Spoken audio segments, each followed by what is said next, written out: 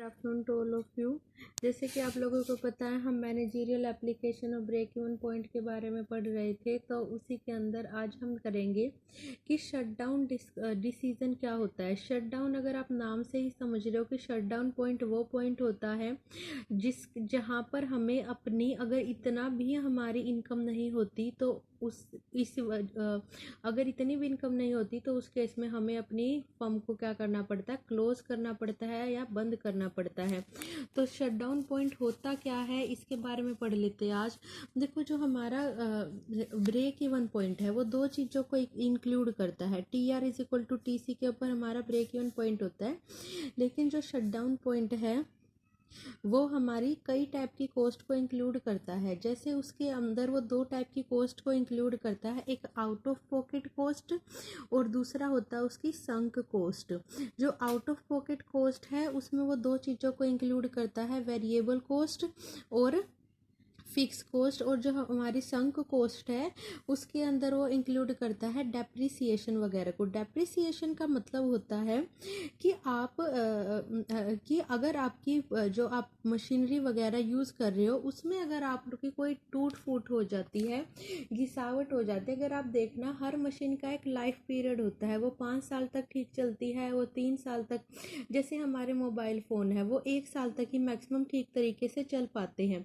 उसी तरीके से हर एक मशीन को कुछ टाइम के बाद, जैसे हमारी बाइक है, गाड़ी, उनकी सर्विस की ज़रूरत है, सेम हर मशीन की जो टूट फूट होती है, जो उसकी सर्विसेज की होती है ज़रूरत है टाइम टू टाइम, वो होता है डेप्रिसिएशन। तो ये दो चीज़ों को इंक्लूड करता है, यानी कि दो चीज़ों के बारे में ये एक्सप्लेन करता है, डिफरेंस क्रिएट करता है कि जो हमारी आउट ऑफ पॉकेट कॉस्ट है वो होती है हमारी fix cost and variable cost, और संक कॉस्ट होती है हमारी डेप्रिसिएशन वगैरह। यानी कि दो चीज़ों में हमने डिवाइड कर दिया है अपनी जो कॉस्ट है उसको।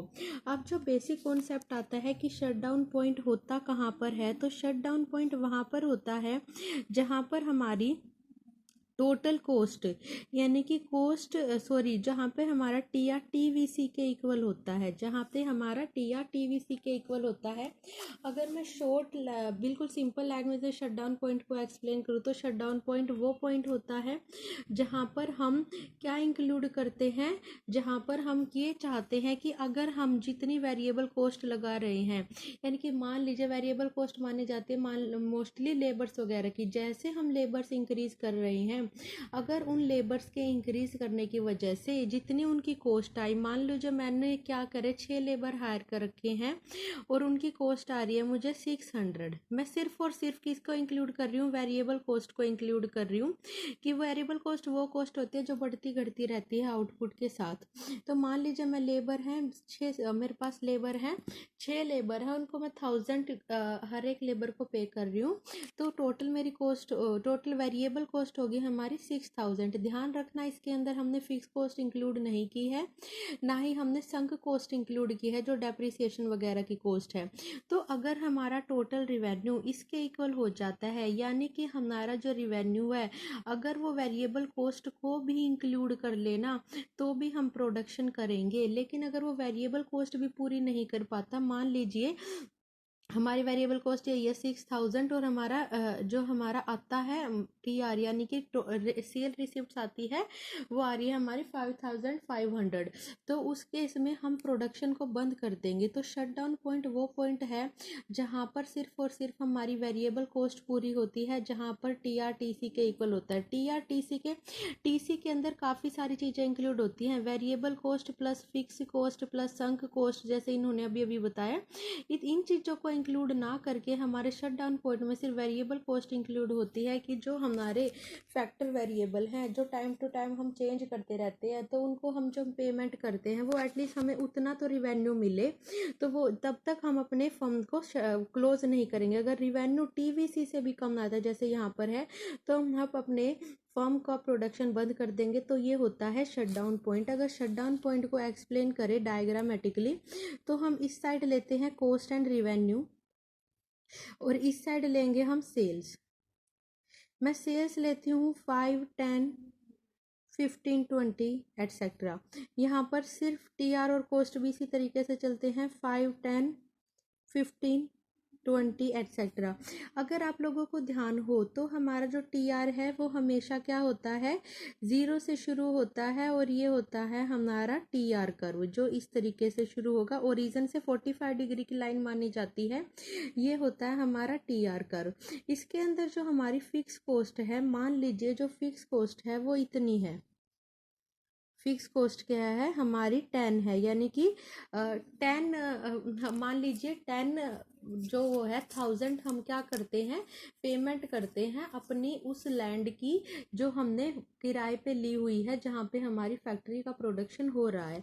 तो हमारा हमने याद है total cost is a summation of total fix cost plus total variable. तो टोटल कॉस्ट कभी 0 से शुरू नहीं होती, बिकॉज उसके अंदर फिक्स कॉस्ट इंक्लूड होती है। तो ये है मान लीजिए फिक्स कॉस्ट का कर्व, यानी कि वो टोटल कॉस्ट का कर्व जिसके अंदर वेरिएबल कॉस्ट भी इंक्लूड है और फिक्स कॉस्ट भी इंक्लूड है। अब जो वेरिएबल कॉस्ट का कर्व है वो मान लीजिए मैं हर एक पर्सन को, जितने भी मैं लेबर्स हायर करती हूँ, वो एक लेबर को मैं 500 रुपीज़ क्या करती हूँ, पे करती हूँ। इन पर 5 से डिनोट कर रखा है, सिर्फ एग्जाम्पल के लिए बता देती हूँ कि तो मैं क्या करती हूँ, चलो 5 से करते हैं, 500 रुपीज़ क्या करती हूँ मैं, सॉरी 5 रुपीज़ क्या करती हूँ पर लेबर को पे करती हूँ, क्योंकि मुझे डायग्राम के थ्रू बताना है तो ये इजी रहेगा। तो मान लीजिए मेरी वेरिएबल कॉस्ट कर्व क्या है, इस तरीके से जाती है, और ये है हमारा वेरिएबल कॉस्ट कर्व जो किस तरीके से जाएगा भाई, ये है हमारा वेरिएबल कॉस्ट कर्व। अगर आपने देखा हो तो ये जो हमारा यहाँ पर इस पॉइंट पे हमारा TR TVC के इक्वल हो गया है, और TR TVC के ऊपर जब हुआ है जब हमारी सेल्स कितनी है, 10,000 है। यानी कि अगर मेरी 10,000 भी सेल्स होती है ना, होती होगी, तो हम प्रोडक्शन को बंद नहीं करेंगे। अगर मेरी 10,000 यानी कि सिर्फ मेरी वेरिएबल कॉस्ट भी अगर पूरी नहीं होगी ना, तो हम प्रोडक्शन बंद कर देंगे। तो ये है हमारा शटडाउन पॉइंट, और TRTC के इक्वल है, ये है हमारा ब्रेक इवन पॉइंट। मैं इसको B लिख देती हूँ और इसको S लिख देती हूँ। तो शटडाउन पॉइंट बेसिकली वो पॉइंट होता है जिस पॉइंट पे हमारी फर्म सिर्फ और सिर्फ अपनी वेरिएबल कॉस्ट को ही पूरा कर रही है अपने रिवेन्यू के थ्रू, उसको कोई एक्स्ट्रा प्रॉफिट मार्जिन नहीं हो रहा है। अगर उसको वेरिएबल कॉस्ट भी पूरी नहीं होती और इस साइड कहीं हमारी सेल्स होती है, तो उस केस में एक फर्म को क्या करना चाहिए, मार्केट को क्या कर देना चाहिए, छोड़ देना चाहिए, ताकि क्योंकि इसके बाद उसको सिर्फ और सिर्फ लॉसेस होंगे अगर उसकी वेरिएबल कॉस्ट भी पूरी नहीं हो रही है। तो ये था हमारा शटडाउन पॉइंट का। तो कि एक फर्म शटडाउन, अगर मैनेजर को डिसीजन लेना है शटडाउन का, तो वो किस तरीके से ले सकता है कि जब तक उसकी वेरिएबल कॉस्ट पूरी हो रही है जब तक वो प्रोडक्शन कर सकता है, अदरवाइज नहीं करेगा। इस पॉइंट से अगर इससे भी कम सेल्स हो रही है 10 से, तो उसके बाद वो प्रोडक्शन नहीं करेगा।